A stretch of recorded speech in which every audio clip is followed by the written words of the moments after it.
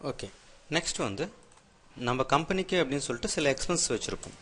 பொதுவாக சில எக்ஸ்பென்ஸ் வச்சுருப்போம். எக்ஸாம்பிள் வந்து electricity,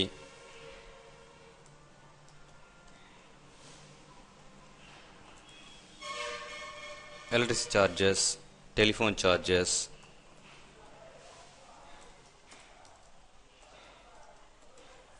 salary, rent. Okay, example வந்து கன்வெயன்ஸ். நிறைய கம்பெனிஸ்க்கு பார்த்தீங்கன்னா எக்கச்சக்க எக்ஸ்பென்சஸ் இருக்கும். ஸோ அந்த நேம்ஸில் நம்ம லிஸ்ட் அவுட் பண்ணிக்கிறோம். ஸோ இதுவும் பொறுத்தவரை நம்மளுக்கு அக்கௌண்ட் ஹெட் தான். ஸோ இதெல்லாம் நம்ம என்ன சொல்கிறோம் அப்படின்னா எக்ஸ்பென்சஸ். அதை வந்து ரெண்டு விதமாக பிரிக்கிறாங்க. ஒன்று வந்து டைரக்ட் எக்ஸ்பென்சஸ், ஒன்று வந்து indirect expense. Mostly office expense எல்லாமே இன்டைரக்ட் எக்ஸ்பென்சஸ் மெயின்டைன் பண்ணுவாங்க. ஜென்ரலாக வந்து ஒரு ஃபேக்ட்ரி ஒரு ஆஃபீஸ் இருக்குது அப்படின்னு பார்த்தீங்கன்னா, இப்போ ஃபேக்ட்ரியில் நடக்கிற எக்ஸ்பென்ஸ்லாம் டைரக்ட் எக்ஸ்பென்சஸ் ஆகும், ஆஃபீஸில் நடக்கிற எக்ஸ்பென்சஸ் இன்டைரக்ட் எக்ஸ்பென்சஸ் ஆகும் கன்சிடரேஷன் பண்ணுவாங்க. ஏன் அப்படின்னு எடுத்துக்கிட்டிங்கன்னா, இப்போ ஃபேக்ட்ரியில் தான் ஒரு ப்ராடக்ட் வந்து உற்பத்தி ஆகுது. அந்த உற்பத்தி ஆகிற பொருளுக்கு நேரடியாக தொடர்புடைய செலவுகள் அதுதான் வந்து டைரக்ட் எக்ஸ்பென்சஸ். ஆனால் ஒரு ஆஃபீஸ் அப்படின்றது அந்த ஃபேக்ட்ரியை நிர்வகிக்கிற வேலையாட்களுக்கு சம்பளம் கொடுக்குறதோ இல்லை அதை சேல்ஸ் பண்ணுறதோ மற்ற ஆக்டிவிட்டிஸ் நடக்குது. ஸோ அந்த பொருளை உற்பத்தி பண்ணுறதுக்கு ஒரு மறைமுகமாக ஒரு தொடர்புடைய ஒரு இடங்கள் தான் இந்த ஆஃபீஸ் அப்படின்றது. அப்போது அது வந்து ஒரு மறைமுக தொடர்பு. அங்கே நடக்கிற எக்ஸ்பென்சஸ் எல்லாமே என்ன சொல்கிறோம் அப்படின்னா ஒரு இன்டைரக்ட் எக்ஸ்பென்சஸ் சொல்கிறோம். இதை நிறைய விதத்தில் நம்ம பிரித்து பார்க்கலாம். டீப்பாக படிக்கும்போது கண்டிப்பாக எல்லாம் படிக்கலாம். ஸோ இப்போ இந்த எக்ஸ்பென்ஸ் நான் வந்து இன்டைரக்ட் எக்ஸ்பென்சஸ்.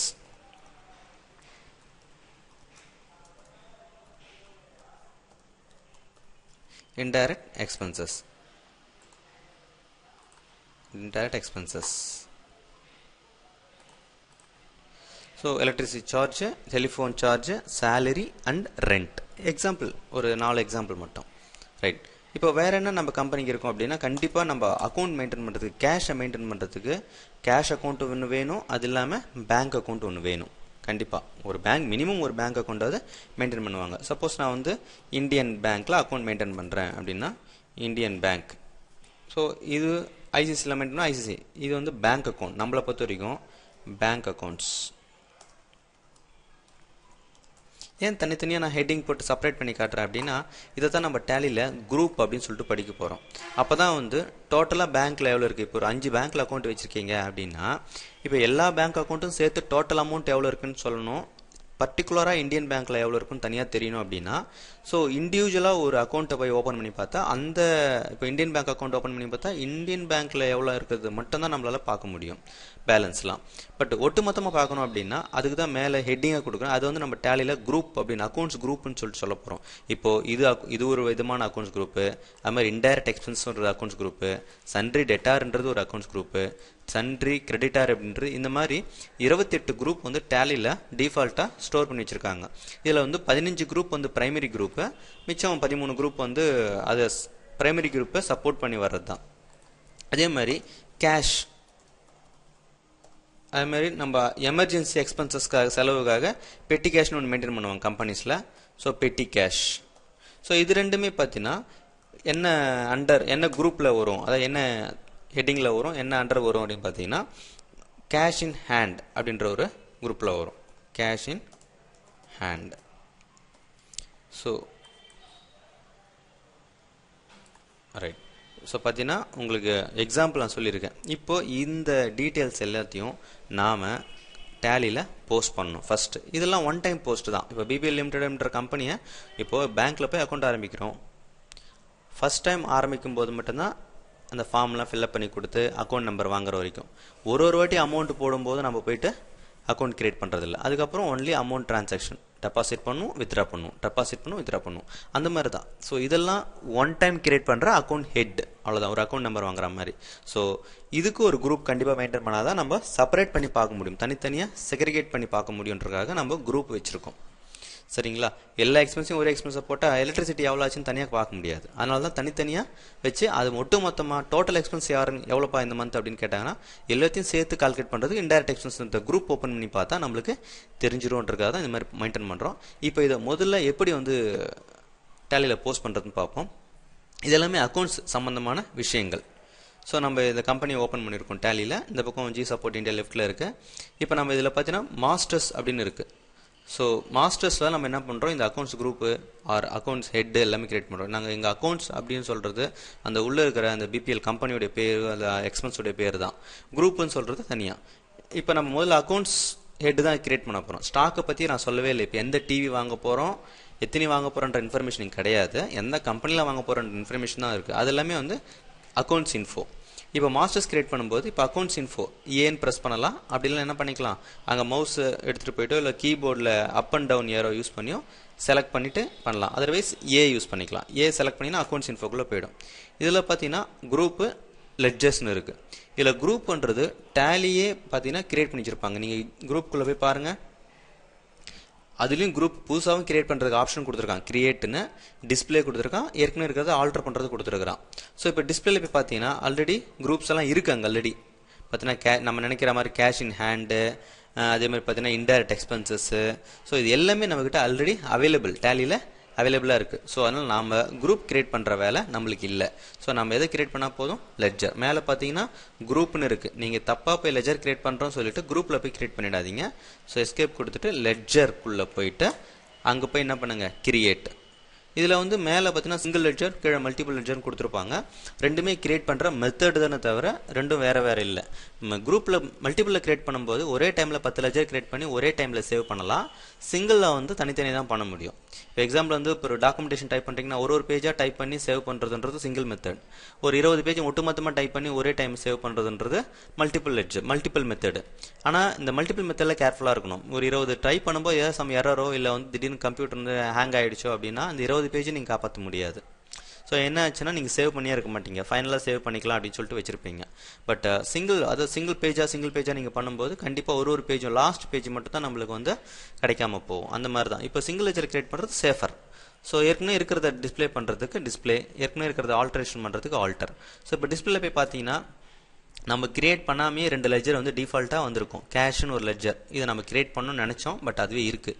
இந்த ப்ராஃபிட் அண்ட் லாஸ் அக்கௌண்ட் நம்மளுடைய கம்பெனியுடைய ஓவர் எய்மே என்னது, ஒரு பிஸ்னஸோட எய்ம் நம்ம கம்பெனி ப்ராஃபிட்டில் இருக்கா லாஸ்ட்டில் இருக்கா அதை பார்க்குறதுன்னு நம்மளுடைய பிஸ்னஸுடைய டார்கெட், அக்கௌண்ட்ஸுடைய டார்கெட்டும் அதுதான். ஸோ அப்படி பார்க்கும்போது அதுவும் டிஃபால்ட்டாக வந்திருக்கு. ஸோ அந்த மெனுக்குள்ளே போகிறதுக்கு நீங்கள் அதை செலக்ட் பண்ணி என்டர் அடிச்சிங்க. அதே மாதிரி வெளியில் வரணும்னா எஸ்கேப் கொடுங்க, ஆட்டோமேட்டிக்காக வந்துடும். திருப்பியும் அப்பேர் யூஸ் பண்ணி கிரியேட் கொடுத்துட்டு என்டர் ப்ரெஸ் பண்ணிங்கன்னா ஆட்டோமேட்டிக்காக அந்த ஒரு லெஜருக்குள்ளே போகும்.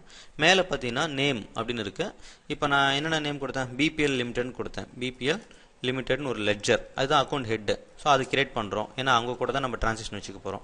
அவங்களுக்கு எதாவது அலைஸ் நேம்ஸ் தான் கொடுக்கலாம். அதர்வைஸ் நேராக அண்டர் நான் சொன்னேன் இல்லையா, அந்த 28 குரூப்ஸ் இங்கே இருக்குன்னு சொன்னேன். இதில் வந்து நம்ம இவங்களுக்கு என்ன சொல்லியிருக்கோம், சன்ரி கிரெடிட்டார்னு சொல்லியிருக்கிறோம். அது எஸ்ன்னு ப்ரெஸ் பண்ணாலே எஸ்ஸில் இருக்கிறத மட்டும் ஹைலைட் பண்ணோம். அதில் டவுன் ஏரோ யூஸ் பண்ணி நம்ம சன்ரி கிரெடிட்டார்ன்ற செலக்ட் பண்ணிக்கலாம். ஸோ மெயின்டைன் பில்வேஸ் டீட்டெயில்ஸ் அதெல்லாம் எஸ் கொடுங்க. அதை பற்றி நம்ம டீப்பாக பார்க்கும்போது பண்ணிக்கலாம். ஸோ பிபிஎல் கம்பெனியுடைய அட்ரஸ், ஏன்னா வந்து சப்போஸ் இன்வாய்ஸ்லாம் ரைஸ் பண்ணும்போது அவங்களுடைய அட்ரஸ் நம்ம தேவைப்படும். அட்ரஸ் கொடுக்குறதும் கொடுக்கலாம். அதர்வைஸ் விடுறதா தான் விட்டுடலாம். அவங்க என்ன ஸ்டேட், ஏன்னா சப்போஸ் இப்போ நிறைய டேக்ஸ்லாம் இருக்குது, அவங்களுக்கும் நம்ம அவங்க டேக்ஸ் ரேஷன் நம்பர்லாம், அவங்களுடைய சேல்ஸ் டேக்ஸ் நம்பர், அவங்களுடைய சிஎஸ்டி சென்ட்ரல் சேல்ஸ் டேக்ஸ் நம்பர்லாம் தெரிஞ்சு வச்சுக்கிறோம். ஓப்பனிங் பேலன்ஸ்ன்றது பேங்க்குக்கு அந்த மாதிரிலாம் கொடுக்கலாம். பட் அதாவது கம்பெனி வந்து ஆல்ரெடி நடத்திட்டு இருக்கோம், இப்போ தான் டேலியில் போஸ்ட் பண்ணுறோன்னா ஏற்கனவே இருக்கிற லாஸ்ட் பேலன்ஸ்னோ அதை வச்சு கம்பெனி ஸ்டார்ட் பண்ணுறதுக்கு ஓப்பனிங் பேலன்ஸ் சொல்லுவோம். இந்த இடத்துல இருக்குது. பட் நான் ஓப்பனிங் பேலன்ஸ் கொடுக்கணும்னு அவசியம் இல்லை. அடுத்து பார்த்தீங்கன்னா ஒனிடா, இவங்களும் சன்ரி கிரெடிட்டார்.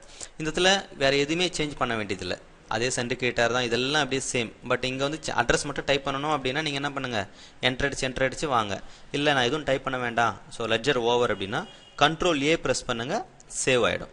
ஸோ நீங்கள் அடுத்தடுத்து என்டர் அடிச்சு 4 என்டர் அடிச்சு டைம் வேஸ்ட் பண்ணுறதோட கண்ட்ரோல் ஏ குயிக் சேவ். அது நெக்ஸ்ட்டு பார்த்தீங்கன்னா எஸ்எஸ் ட்ரேடர்ஸ்னு ஒரு கம்பெனி. இவங்க நம்மளுக்கு சன்ரி டெட்டார், அதனால் மாற்றணும், அதனால் இங்கே வரணும். கண்ட்ரோல் ஏ கொடுத்துடாதீங்க. சன்ரி டெட்டாரை மாற்றி அதுக்கப்புறம் கண்ட்ரோல் ஏ கொடுக்கலாம், தப்பு இல்லை. அடுத்து நம்ம எக்ஸ்பென்சஸ் பார்த்தோம் இல்லைங்களா, என்னென்ன எக்ஸ்பென்சஸ்ஸு, சேலரி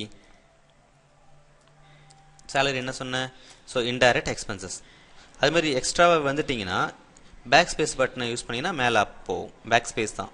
இப்போது இன்டைரக்ட் எக்ஸ்பென்ஸுக்கு நீங்கள் ஐயை ப்ரெஸ் பண்ணிங்கன்னா ஐயில் இருக்கிறதெல்லாம் பார்த்தீங்கன்னா ப்ளூ கலர் டிஸ்பிளே பண்ணுது.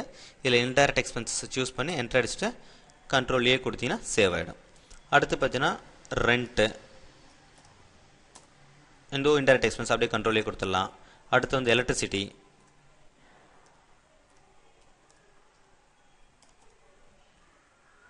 இதுவும் இன்டைரக்ட் எக்ஸ்பென்ஸ் தான். அடுத்து வந்து டெலிஃபோன், அடுத்து அதுவும் இன்டைரக்ட் எக்ஸ்பென்ஸ் தான். So expenses power. அடுத்து நான் என்ன சொன்னேன், கேஷ்னு சொன்னால் ஆல்ரெடி கேஷ் வந்து ஆல்ரெடி கிரியேட் ஆயிருக்கு, அது தேவையில்லை. பேங்க் மட்டும் கிரியேட் பண்ணலாம். ஸோ இந்தியன் பேங்க், இது பேங்க் அக்கௌண்ட் சொன்ன ஒரு ஹெட்டிங்கில் போட சொன்னேன், பேங்க் அக்கௌண்ட். இதை கரெக்டாக சூஸ் பண்ணலாம், தப்பாக போயிடும். நீங்கள் இந்தியன் பேங்க் போட்டுட்டு அதை போய் cash in hand, sundry creditor, sundry டெட்டார்னு மாற்றிட்டிங்கன்னா நீங்கள் ஆக்சுவலாக அக்கௌண்ட்ஸு ஆகாது. எந்த டேட்லேருந்து அக்கௌண்ட் ஆரம்பிக்கிறோன்றது எஃபெக்டிவ் டேட் ஃபார் ரீகன்சலேஷன் கொடுத்துருக்காங்க. ஸோ அதே டேட் சேம் டேட் கொடுத்துக்கலாம். அந்த இந்தியன் பேங்க்குடைய அட்ரஸ், எந்த branch, Madurantakam branch, so state எல்லாம் கொடுக்கலாம். அக்கௌண்ட் நம்பர் என்னவோ அந்த அக்கௌண்ட் நம்பரை டைப் பண்ணிடலாம். So branch name Madurantakam. அவங்களுக்கு பிஎஸ்ஆர் கோடுன்னு இருக்கும், பேங்க்கு கோடு ஒன்று இருக்குது, அந்த கோட் நம்பர் கேட்டு அந்த கோட் நம்பர் மென்ஷன் பண்ணிக்கலாம். ஸோ பேங்க் அக்கௌண்ட் கிரியேட் ஆகிடுச்சு. ஸோ வேறு என்ன கிரியேட் பண்ணணும்? ஸோ பிபிஎல் லிமிடெட் ஒனிடா பண்ணியாச்சு. செசட்டேஸ் கரெக்டாக அந்த குரூப்பில் போட்டிருக்கேன் நான். பேங்க் அக்கௌண்ட், கேஷு, பெட்டி கேஷ்னு ஒன்று கிரியேட் பண்ணல இல்லையா? ஸோ பெட்டி கேஷ் வந்து கேஷ் இன் ஹேண்ட், கேஷும் பெட்டி கேஷும் cash in hand, C press பண்ணிங்கன்னா அதில் கேஷ் இன் ஹேண்டுன்னு சொல்லி டிஸ்பிளே ஆகுது பாருங்கள், அந்த அக்கௌண்ட்டு. ரைட். ஸோ இப்போது நம்மளுக்கு கிளியராக இருக்குது. இப்போது அக்கௌண்ட்ஸ் ஹெட்டு நம்ம கிரியேட் பண்ணிட்டோம். நெக்ஸ்ட்டு வந்து ஸ்டாக் கிரியேட் பண்ணிவிட்டு அதுக்கப்புறம் டெய்லி டிரான்சாக்ஷனை வவுச்சரை போஸ்ட் பண்ணணும். ஸோ நெக்ஸ்ட் செஷனில் பார்ப்போம்.